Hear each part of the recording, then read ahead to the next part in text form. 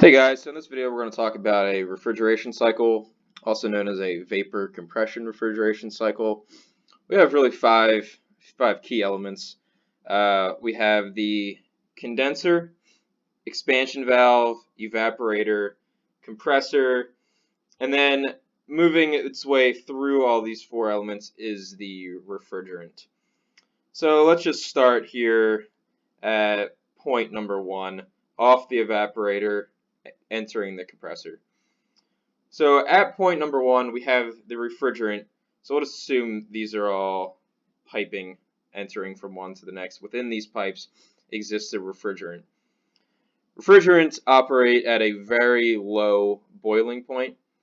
So typically they're a gas. And that very low boiling point we take advantage of in order to create cooling and in some instances to create heating for a space. So off the evaporator, entering the compressor, before it enters the compressor, this refrigerant is 100% vapor or saturated vapor at relatively cool temperature. So mild temperature, saturated vapor. As it enters the compressor and gets compressed, it remains a vapor, but since the pressure builds up, it increases in temperature. So across the compressor, pressure increases and temperature increases. So we go from a saturated vapor, well, it remains saturated vapor, but now it's a superheated vapor. As it enters the condenser, we go from a superheated vapor to a saturated liquid. So heat, typically through the use of a fan that blows air over the condenser to remove heat out of the refrigerant and to the outdoor air. It's not always a fan that removes heat from the condenser. It can also be a separate condenser water loop. That's best served for a different video. For now, we'll just assume that it's a fan blowing air over the condenser and pulling out heat. So it goes from a vapor, removed heat, to a liquid. So now it's a saturated liquid that's relatively warm.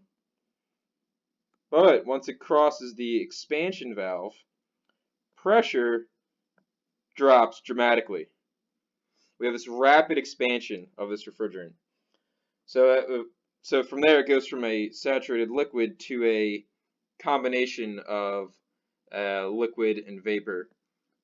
But the temperature, the key element here is the temperature of that refrigerant drops dramatically. And then we utilize that temperature drop across the evaporator to blow cold air into a space. So we blow cold air into the space. Heat essentially moves from the space into the refrigerant, turns it to a saturated vapor, and then back again into the compressor. Over here on the right side of the screen, I went ahead and drew a pressure enthalpy graph just to further illustrate the operating principle. So from point 1 to 2, we have the compressor. Across the compressor, we have a increase in pressure and also a increase in enthalpy. Across the condenser from points 2 to 3, we have constant pressure, but we have a reduction in enthalpy as we're removing heat from the refrigerant. Across the expansion valve, it's a constant enthalpy process, also known as a throttling valve, or it's also an isenthalpic process across the expansion valve, in which we have this dramatic decrease in pressure. And then across the evaporator, we're adding heat, constant pressure, adding heat back into the refrigerant. So that's the basics for a refrigeration cycle. If you guys have any questions, comments, concerns, thoughts for any future videos or clarifications upon this video, please let me know in the comments below and I'll make sure to get back to you. Thank you.